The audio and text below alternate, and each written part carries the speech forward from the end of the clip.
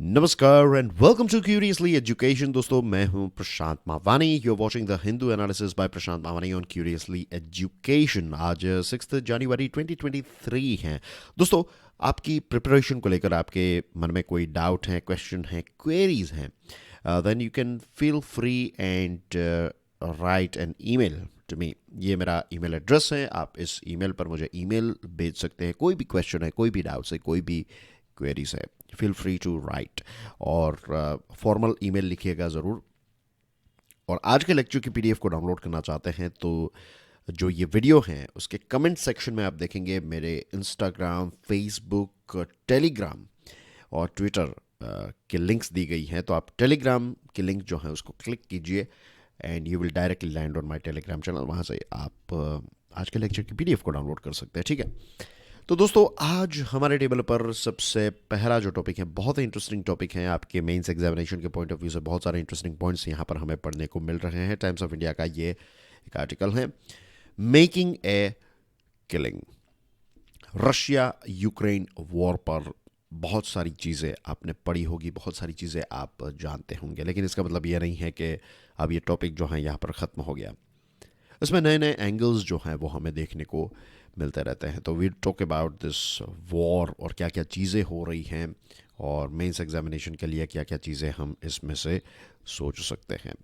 अब सोचिए, 2023 की शुरुआत हो चुकी है और 2022 के स्टार्टिंग फेज में ही, प्रिसाइसली अगर बात करें तो 24 फरवरी 2022 को रशिया ने यूक्रेन पर हमला बोल दिया। और अब देखिए, लगभग एक साल होने वाला है। उस समय पर रशिया को यह लग रहा था कि 10-15 दिनों के अंदर यूक्रेन जो है वो घुटने टेक देगा और रशिया जो है वो फ्लाइंग कलर से जीत जाएगा। लेकिन युद्ध एक ऐसी चीज़ है जिसका आउटकम जो है वो कोई भी तय नहीं कर सकता। You never know. It's like cricket. Kenya और इंडिया की टीम खेल रही है और लगता है कि नहीं, इंडिया ही जीतेगा, लेकिन ऐसा नहीं है। कई बार कुछ ऐसे टर्न ऑफ इवेंट्स हो जाते हैं और फिर जो मजबूत टीम है वो भी हार सकती है। Same thing happens with war as well. अब ये जो 2023 की शुरुआत हुई है, तो ऐसी आशा करना कि नए साल में एक नया थो का मतलब होता है वार्मथ, राइट। थो का मतलब है कि रिलेशनशिप जो है वो थोड़े वार्म हो जाए, थोड़ी एक दूसरे के प्रति रिस्पेक्ट, थोड़ा झगड़ा जो है वो कम हो जाए। ऐसी एक्सपेक्टेशन जो हम कर रहे थे, इस पर अभी अगर हम देखें तो लगता है कि ये पूरी चीज़ पर एक पानी फिर गया। क्यों पता है? क्योंकि जो दोन्यात्स्क रीजन है, इस रीजन को हम मैप में भी देखने वाले हैं। यूक्रेन ने यहाँ पर ऑफेंसिव, यानी कि यूक्रेन ने ये दोन्यास्क रीजन जो है उस पर स्ट्राइक्स करना स्टार्ट कर दिया। ऑफेंसिव जिसको कहते हैं वो स्टार्ट कर दिया। और रशिया जो है वो यूक्रेन के सिटीज़ में और सिविलियन एरियाज़ में नाइट टाइम एयर स्ट्राइक्स कर रहा है। तो 2023 में भी ये युद्ध जो है वो चलता रहेगा। और कब ये ख़त्म होगा वी डोंट नो, लेकिन 2023 जो है, अगर आप अब युद्ध चलेगा, इसका मतलब ये है कि इकोनॉमिकल पॉइंट ऑफ व्यू से यहाँ से अब यूपीएससी के पॉइंट ऑफ व्यू से आपको चीज़ है, आपके पास ये सारी चीज़ें तो आ गई, आपको ये बेसिक चीज़ें पता चल गई। अब इसकी इम्पैक्ट क्या होगी दुनिया पर, इसकी इम्पैक्ट क्या होगी? लेट्स से इकोनॉमिकली स्पीकिंग दुनिया का क्या ग्रोथ जो है वो अच्छा होगा या बुरा होगा? अगर दुनिया का ग्रोथ जो है, ऑफ कोर्स युद्ध से कोई ग्रोथ अच्छा नहीं होगा, लेकिन अगर वर्ल्ड इकोनॉमी जो है वो स्लो हो जाएगी तो भारत जैसा देश, जो हम मैन्युफैक्चरिंग में आगे बढ़ना चाहते हैं, तो हमारा मैन्युफैक्चरिंग जो है वो भी आगे नहीं बढ़ पाएगा क्योंकि एक्सपोर्ट्स जो हैं वो कम हो जाएंगे। तो युद्ध जो है वो रशिया और यूक्रेन के बीच में हो रहा है, इसमें हमारा कोई लेना देना नहीं है, लेकिन इसकी इम्पैक्ट हमारे ऊपर भी आएगी। और क्योंकि हम एक ग्लोबलाइज्ड ज़माने में जी रहे हैं, ग्लोबलाइज्ड इकोनॉमी में जी रहे हैं। अब थोड़ा मैप वर्क कर लेते हैं। सबसे पहले तो कर्टसी, यानी कि thank you to Business Standard. ये मैप जो है वो हमें बिजनेस स्टैंडर्ड से मिला है, राइट। तो ये रहा यूक्रेन। अब देखिए, ये रेड वाला पोर्शन जो यहाँ पर दिखाया है नए स्टूडेंट्स के लिए, एक बार बता दूँ ये क्राइमिया नाम का एरिया है। 2014 में 2014 में रशिया ने इस एरिया को एनेक्स कर लिया था, यानी कि अपने कब्जे में ले लिया। यहाँ पर आप ब्लैक सी देख सकते हैं, सी ऑफ एजोव देख सकते हैं। अब ये वाला पोर्शन देखिए, ये पूरा जो थोड़ा लाइट ब्राउन कलर में आपको यहाँ पर नज़र आ रहा है, तो दिस देखिए reasons Russia formally annexed Luhansk, Donetsk, Zaporizhzhia and खैरसोन।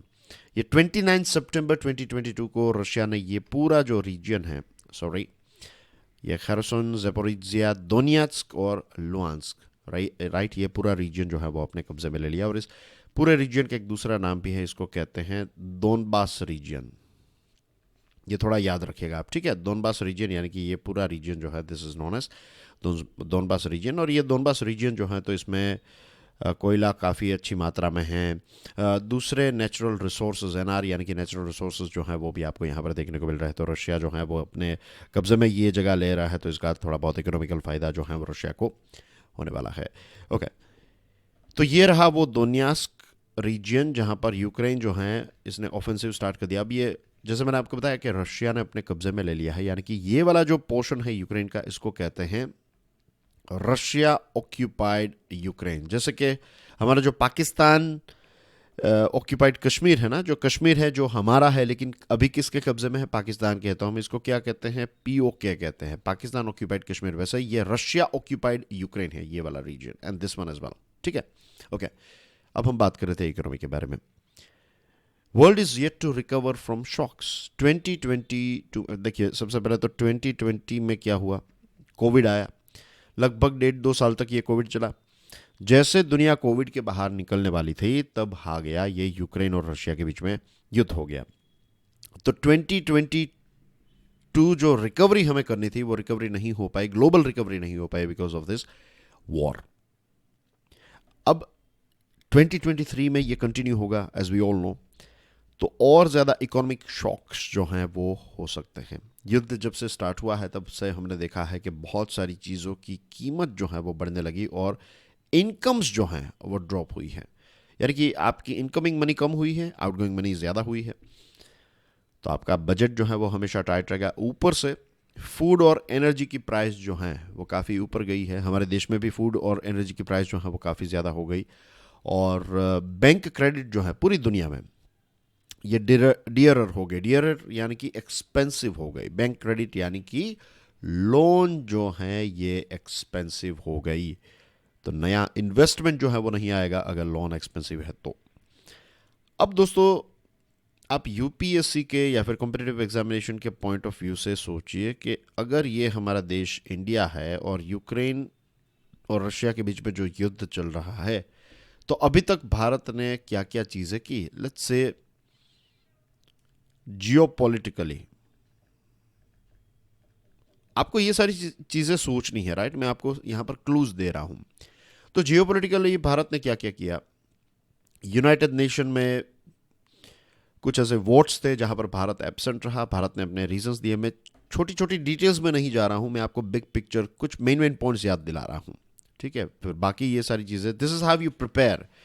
आपको याद चीज़ें नहीं रखनी, आपको चीज़ों को समझना है। एक बार चीज़ें समझ गए उसके बाद याद रखने की ज़रूरत ही नहीं है।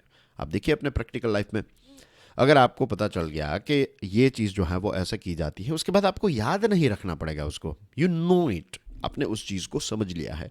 And this is the whole game. आप एक बार चीज़ों को समझ लेंगे, पूरे कॉन्सेप्ट्स को समझ लेंगे। थोड़ा वक्त लग सकता है समझने के लिए, you have to give time. वो हड़बड़ी में नहीं हो सकता। अगर रट्टा मारना है तो वो शायद हड़बड़ी में हो जाए, लेकिन चीज़ों को समझ लिया एक बार तो फॉर एवर आपको वो चीज़ें याद रहेगी। ओके, तो यूनाइटेड नेशंस में भारत ने कुछ जगहों पर वोट्स नहीं दिए। भारत ने अपने रीजंस बताए थे। अब रशिया जो है वो हमारा काफ़ी अच्छा दोस्त है और भारत जो है वो न्यूट्रल रहा। और प्राइम मिनिस्टर नरेंद्र मोदी साहब एक मीटिंग में उन्होंने क्या कहा कि this is not an era of war. Geopolitically Bharat ने ये चीज़ें, कुछ बड़ी बड़ी चीज़ें की, राइट। इकोनॉमिकली अगर हम बात करें,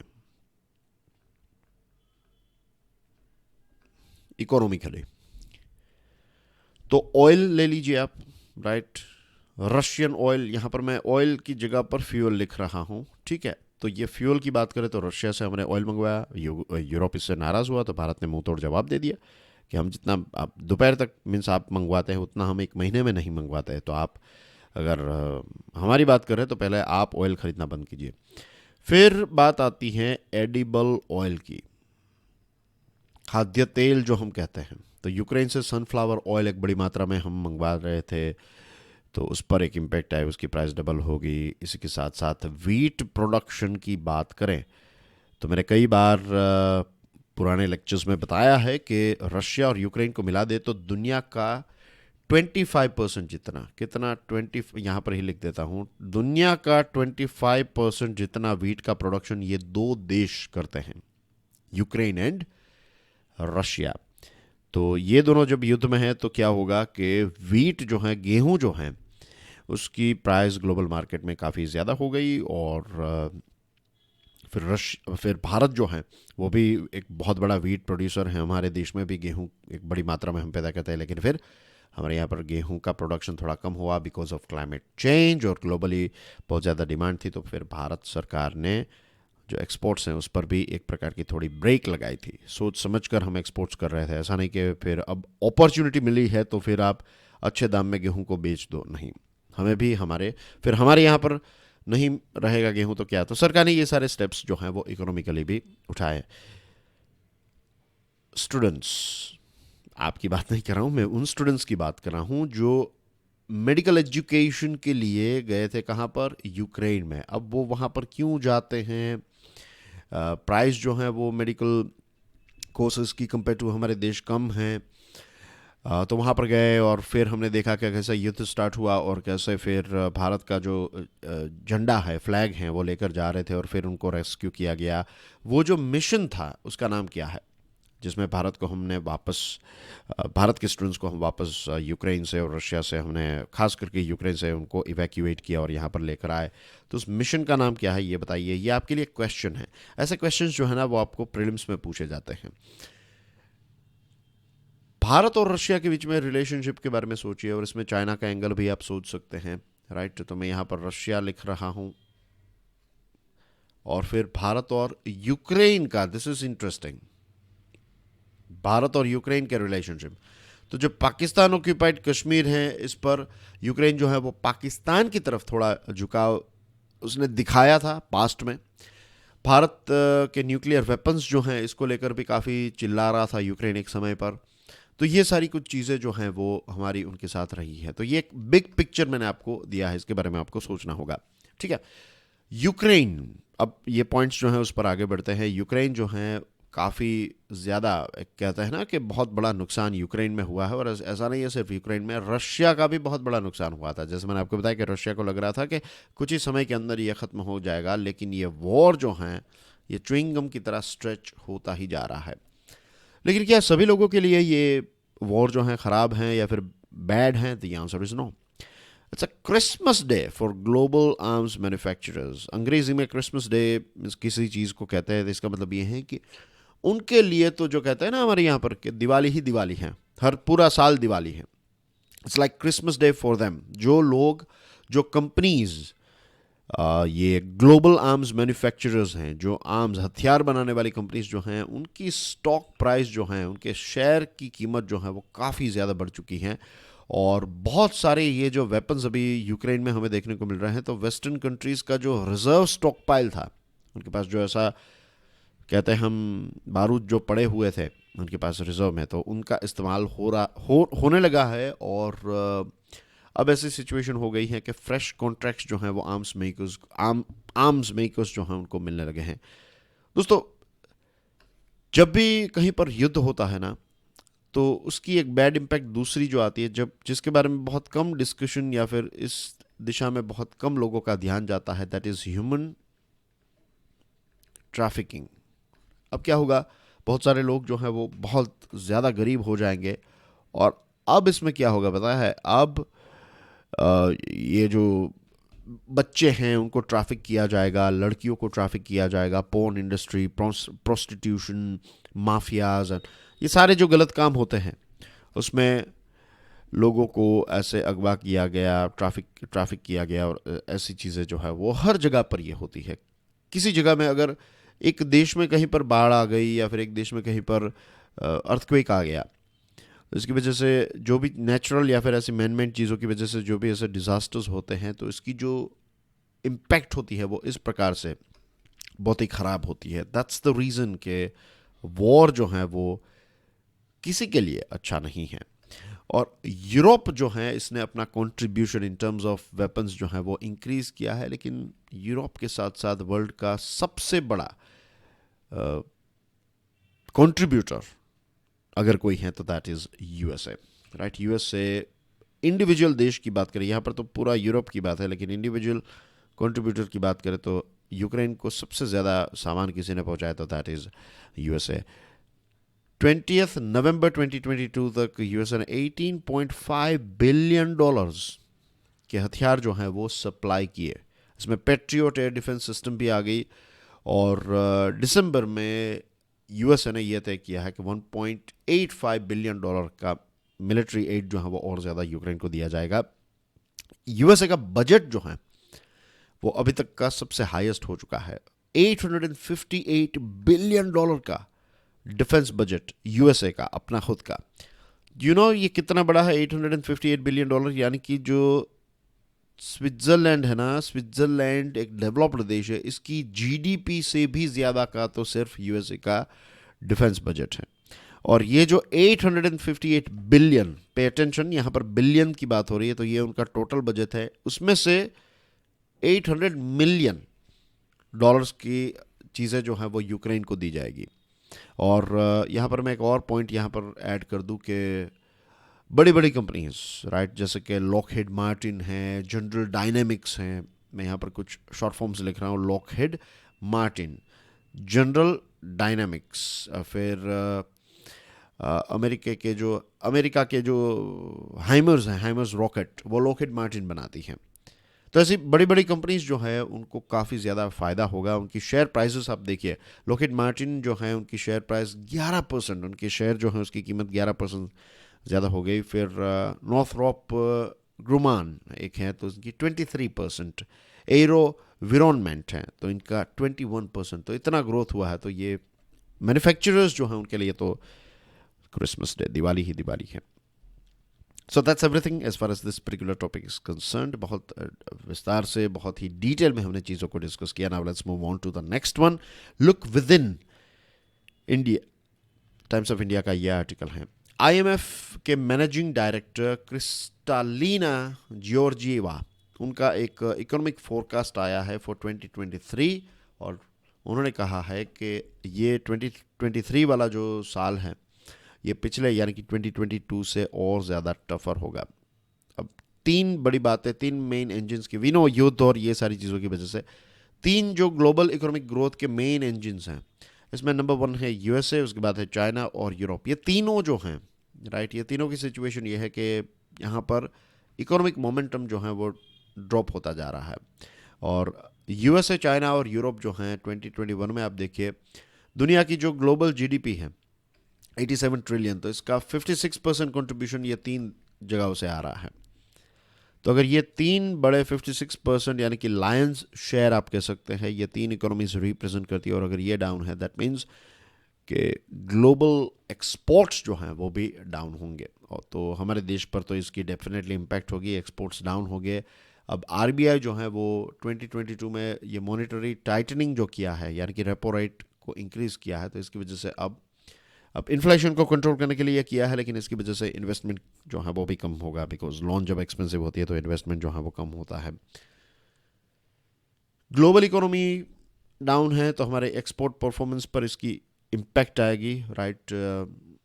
भारत सरकार, जो हमारी सरकार है, तो कंबाइंड डेट की बात करें, जो कर्ज की बात करें, तो हमारी जीडीपी का 83.5% जितना आईएमएफ के हिसाब से इतना ज़्यादा डेट जो है वो हो चुका है. तो अब ऐसी सिचुएशन में और ज़्यादा पैसे बोरो करना जो है वो सरकार के लिए सही नहीं रहेगा. तो नए इन्वेस्टमेंट के लिए सरकार को जो प्राइवेट कंपनीज़ हैं, जो एक लंबे समय से हमें देखने को मिल रहा है, प्राइवेट कंपनीज़ जो हैं वो उतना ज़्यादा इन्वेस्ट करने के लिए तैयार नहीं हैं, तो इनको इनकरेज करना होगा. और आप ऐसे उनको बताकर इनकरेज नहीं कर सकते. आप उनको कहेंगे कि आप पैसे इन्वेस्ट कीजिए तो थोड़ी वो पैसे इन्वेस्ट करेंगे. उनको फील होना चाहिए कि this is the right time to invest in Indian market. IMF estimation ये कहता है कि इंडिया का ग्रोथ 2023-24 में जो है वो 6.4% हो गया, और ये थोड़ा कम होगा कंपेयर टू जो पहले प्रेडिक्शन था। और आरबीआई को अब जो रेट हाइक्स हैं उस पर एक ब्रेक या फिर पॉज लगाना पड़ेगा, वरना फिर नया इन्वेस्टमेंट जो है वो नहीं हो पाएगा। India Inc put R&D where your mouth is, Economic Times का ये एक इंटरेस्टिंग आर्टिकल है। वैसे तो बहुत सारे आर्टिकल्स लिखे जाते हैं हर रोज़ दोस्तों, लेकिन सबसे बेस्ट, सबसे मोस्ट इम्पोर्टेंट जो हैं उन्हीं आर्टिकल्स पर हम विस्तार से चर्चा करते हैं। Isn't it? This is how it works and this is how it should be. कुछ टॉपिक्स ऐसे होते हैं जो आज डिस्कस नहीं किए, आपको लगेगा कि ये इंपॉर्टेंट है, लेकिन एक दो दिन के अंदर, 5-6 दिनों के अंदर इंपॉर्टेंट टॉपिक्स जो है वो कवर हो ही जाते हैं। Okay, prime minister Narendra Modi साहब ने 108th इंडियन साइंस कांग्रेस को एड्रेस करते हुए एक बहुत ही इंपॉर्टेंट बात बताई है।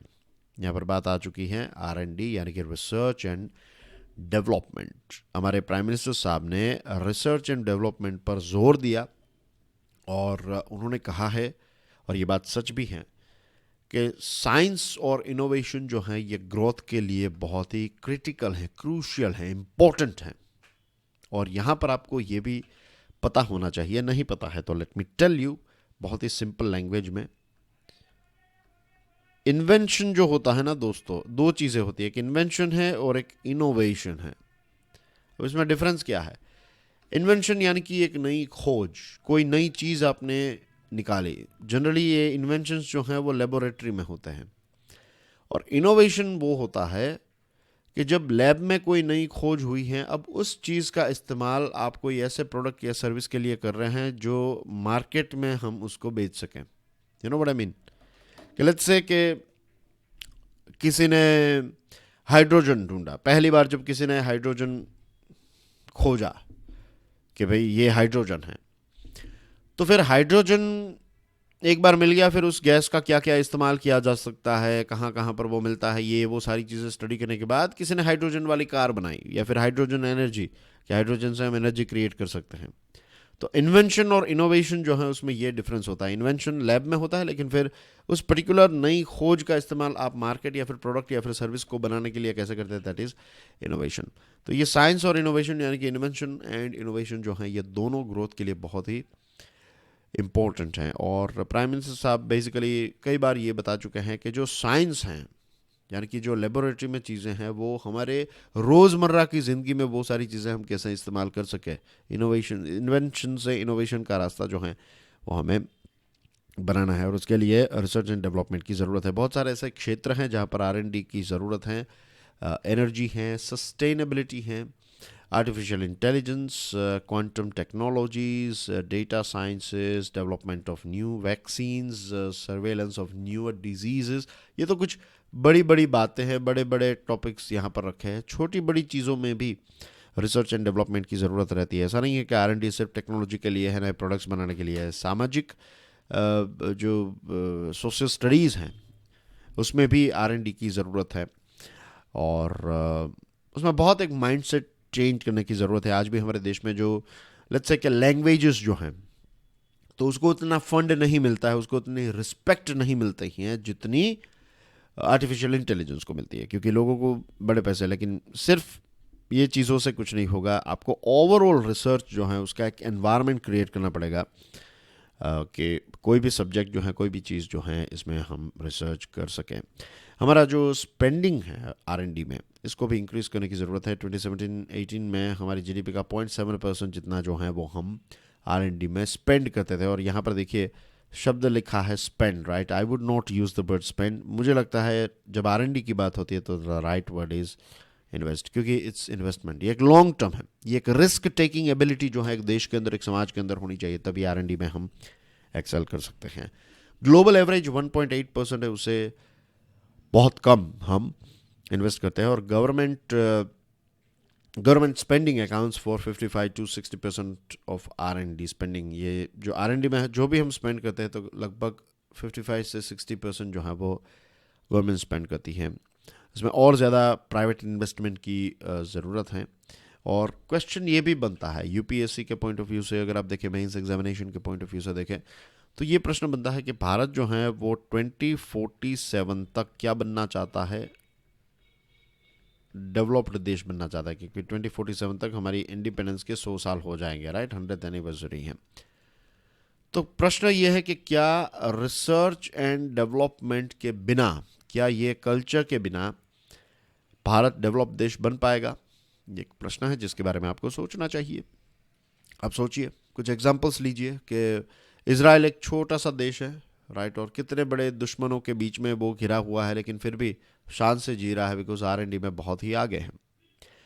USA इतना आगे हैं, इतनी बड़ी इकोनॉमी है, द रीज़न इज वो R&D में आगे हैं। छोटी छोटी चीज़ें, आप उनके सारे बिजनेसेस को देखिए, आप अपने इर्द गिर्द प्रोडक्ट्स को देखिए, वो सारे के सारे प्रोडक्ट्स जो हैं वो रिसर्च एंड डेवलपमेंट की मदद से डेवलप किए गए हैं। चाहे वो मैकडोनल्ड्स हो, चाहे वो स्नीकर्स हो, चाहे कोका कोला हो, चाहे जीन्स जो हम पहनते हैं जीन्स वो हो, so many things I can go and on. तो USA ने पूरी दुनिया पर R&D जो है वो USA की ताकत है, उसके ऊपर से ही सारी चीज़ें जो हैं खड़ी हुई हैं। Spending by private entities, businesses and educational institutions must go up. यहाँ पर जो इन्वेस्ट करें ये private entities, businesses, educational institution, इसको और ऊपर जाने की ज़रूरत है। और हमारा जो डेमोग्राफिक डिविडेंड है इसको अनलॉक अगर करना है तो उसके लिए R&D is the most important thing, right. हर क्षेत्र में R&D। तो अगेन ये कल्चर बनाना, और ये आज के इस लेक्चर, छोटे से लेक्चर में इस पर और ज़्यादा डिस्कशन नहीं हो सकते, लेकिन I would say one thing कि वो एक कल्चर क्रिएट करने के लिए बहुत सारे चेंजेस आपको करने पड़ेंगे। रिस्क टेकिंग एबिलिटी होनी चाहिए समाज के अंदर, फेलियर को एक्सेप्ट करने, क्योंकि रिसर्च एंड डेवलपमेंट ऐसी चीज़ है, इट्स ए कंटिन्यूस प्रोसेस। ऐसा नहीं है कि आपको एक बार फंड मिल गया और फिर आप कुछ ढूंढ कर ही आएंगे। आपको कई बार ऐसा होगा कि हाथ में कुछ नहीं आएगा, लेकिन that is also that is also moving forward. क्या नहीं करना चाहिए वो भी पता लगना जो है, दैट इज़ ऑल्सो इम्पोर्टेंट। तो एक बड़ा मन रख के समाज को आगे बढ़ना पड़ेगा, लेकिन अभी इस पर और अवेयरनेस की ज़रूरत है। मिक्स्ड सिग्नल्स, द हिंदू का ये आर्टिकल है। मैक्रो इकोनॉमिक डेटा को अगर हम रिसेंटली जो रिलीज़ हुआ है तो उसको देखें तो मिक्स्ड सिग्नल्स मिल रहे हैं। जो 8 कोर इंडस्ट्रीज़ हैं नवंबर में अगर आप देखें तो ये, और दूसरा जो S&P का जो ग्लोबल सर्वे, S&P ग्लोबल्स का जो सर्वे बेस्ड PMI है, PMI यानी कि परचेसिंग मैनेजर्स इंडेक्स, ये मैन्युफैक्चरिंग और सर्विसेज सेक्टर के लिए जो दिसंबर का आया है, तो इसको देखें तो हमें मिक्स्ड सिग्नल्स देखने को मिल रहे हैं। आउटपुट की बात करें कोर इंडस्ट्रीज़ की, 8 ऐसी चीज़ें जो है वो ये कोर इंडस्ट्रीज़ का पार्ट है। तो ये नवंबर में इसका ग्रोथ हुआ 5.4%, और सीमेंट, कोल, इलेक्ट्रिसिटी और स्टील जो हैं तो इसका एक्सपांशन जो है वो डबल डिजिट में हुआ है, विच इज़ गुड। लेकिन कुछ 6 ऐसी चीज़ें हैं जिसमें कॉन्ट्रैक्शन हमें देखने को मिला है, खास करके इलेक्ट्रिसिटी और रिफाइनरी प्रोडक्ट्स जो हैं ये लगभग 50% जितना शेयर कवर करती हैं इस 8 कोर सेक्टर में। तो इनका ना बढ़ना, इनका इतना ज़्यादा ना बढ़ने की वजह से जो कोर आउटपुट हैं वो जनरली अनचेंज्ड रहा। सीमेंट जो है इसमें एक अप ट्रेंड हमें देखने को मिला, और सीमेंट जब अप जाता है यानी कि इंफ्रास्ट्रक्चर अप जाएगा, इंफ्रास्ट्रक्चर अप यानी कि जॉब्स जनरेट होगी। कोल आउटपुट जब बढ़ता है या फिर अच्छा रहता है तो इसका मतलब ये है कि जो हमारे पावर प्लांट्स हैं तो उनकी एनर्जी पैदा करने की क्षमता जो है वो और ज़्यादा बढ़ेगी, और मेटल मेकिंग इंडस्ट्री और दूसरी इंपॉर्टेंट चीज़ें बनाने वाली कंपनीज जो हैं वो भी, उनके पास भी कोयला है, तो they have the fuel, that means they ready to blast, right, ready to go. दिसंबर PMI डेटा जो है वो ये बताता है कि जो बिजनेसेस हैं फरवरी 2021 के मुकाबले एक अच्छा राइज देखने को मिला है, और ये अक्टूबर 2020 के मुकाबले 57.8% रहना PMI का। PMI में क्या होता है कि 50 से ज़्यादा जब होने लगता है, 51, 52, 53 ऐसा, तो दैट मीन्स चीज़ें जो हैं वो ग्रो हो रही हैं। और 50 के नज़दीक जब आता है, 56 में से आप 55 हो गया, 54 हो गया, यानी कि चीज़ें जो हैं वो ड्रॉप हो रही हैं। तो यहाँ पर ये 57.8% पहुँचा, तो अक्टूबर 2020 के मुकाबले बेस्ट परफॉर्मेंस हमें नज़र आ रहा है। प्रोड्यूसर्स जो हैं वो नए लोगों को हायर कर रहे हैं, क्योंकि उनको नए ऑर्डर्स मिल रहे हैं और अब पॉलिसी मेकर्स जो हैं उनको इन्फ्लेशन को कंट्रोल में रखने की कोशिश करके यही ग्रोथ जो है उसको सस्टेन या फिर मेंटेन करने की ज़रूरत है. So that's basically everything in today's discussion, dear friends. Curiously Education जो है वो मिशन लाइफ को सपोर्ट करता है. मिशन लाइफ जो है ये क्लाइमेट चेंज के खिलाफ की जो लड़ाई है उसको डेमोक्रेटिक बनाता है, जिसमें हम सब कुछ ना कुछ कंट्रीब्यूट कर सकते हैं. आप छोटा सा पौधा लगाएंगे, that is also a small yet important step to fight climate change. तो ऐसी छोटी छोटी चीज़ें जो भी आप कर सके. अगर आप कहीं पर गए, मैं एक आपको रियल लाइफ किस्सा सुनाता हूँ. अभी व्हेन आई वाज ट्रैवलिंग, तो मैं हाईवे पर एक जगह है राइट, वहाँ सर्विसेज जिसको कहता है ना, वहाँ पर आप खाना पीने की चीज़ें मिल जाएगी. तो when I went to washroom, तो वहाँ पर मैंने देखा कि जो वॉश बेसिन थी, तो कोई जो नल है वो पानी का नल वो थोड़ा ऑन रख के चला गया था. तो बहुत सारे लोग जो हैं, लैक ऑफ अवेयरनेस, मैंने देखा, ऑब्जर्व किया, मैं देख रहा था कि अगर कोई इसको बंद करेगा या नहीं. लेकिन 2-3 लोग थे, वो बेसिन को यूज़ नहीं कर रहे थे. लाइन में 4 वॉश बेसिन थी. तो फिर वो जो जिसमें पानी का नल ऑन था, तो लोग जो हैं वो उसको यूज़ नहीं कर रहे थे बेसिकली, लेकिन ऐसे बाल बाल ठीक करके वो लोग चले गए. फिर मैंने वो बंद कर दिया और आई फेल्ट सो गुड कि ऐसा नहीं कि उन्होंने बंद नहीं किया, आई डोंट माइंड, लेकिन मैंने बंद किया बिकॉज मुझे पता है कि मिशन लाइफ मीन्स वो जो स्वच्छ पानी अवेलेबल है उसको बंद किया जाए तो मीन्स पानी को बचाना जो है इट्स इम्पोर्टेंट. तो वो एक छोटी छोटी चीज़ें जो हैं वो हमें फील गुड देती हैं, और जेन्यूनली ये एक अच्छी चीज़ हमने की. तो we can do all this things right. This is all about Mission Life. And I will see you soon. Thank you very much for your love and support. God bless you all. जय हिंद.